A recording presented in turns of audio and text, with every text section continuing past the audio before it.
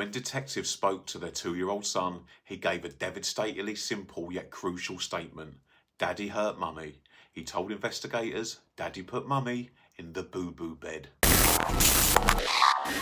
Hello true crime fans and welcome to Behind the Yellow Tape. Today we're diving into a case that baffled investigators for over 2 decades. The disappearance and eventual murder conviction in the case of Bonnie Haim.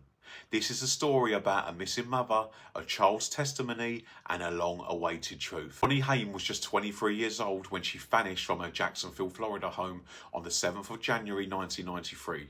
She was a mother to a toddler son, Aaron, and was estranged from her husband, Michael Haim. They lived together in a difficult situation, as Bonnie was actively saving money to move out and file for divorce. The day after she disappeared, Michael reported her missing. He claimed that Bonnie had left their home in the middle of the night, taking only a few possessions.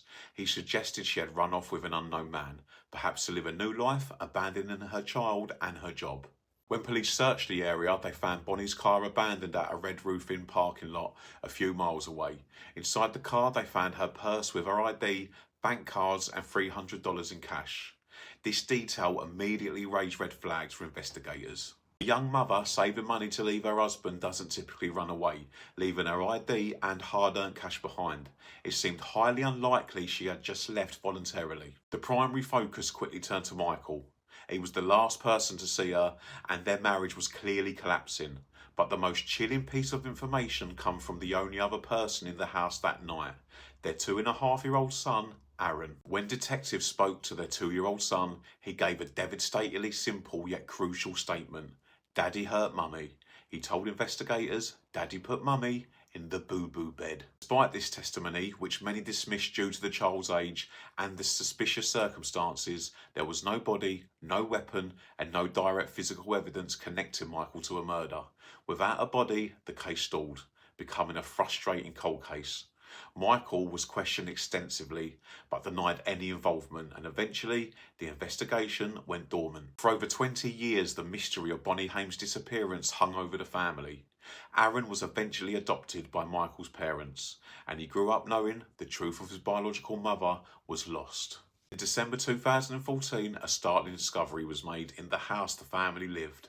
During renovations, a contractor was excavating near the back patio and uncovered the skeletal remains, later identified through dental records as Bonnie Haim. She was found buried face down in a shallow grave, wrapped in a comforter.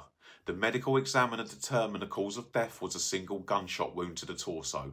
This discovery, the body, buried on the very property where Aaron said his mother was hurt, was the breakthrough investigators needed. Michael Haim was finally arrested and charged with second-degree murder in August 2015. At his trial, Aaron, now a grown man, took the stand. His childhood memory, previously a piece of circumstantial evidence, was now supported by the location of his mother's remains. Michael Haim was convicted of his wife's murder more than 26 years after she vanished. It was a clear example of justice finally being served thanks to a small voice that never truly faded away and a house that eventually gave up its dark secret. Thank you for listening today and remember, stay behind the yellow tape.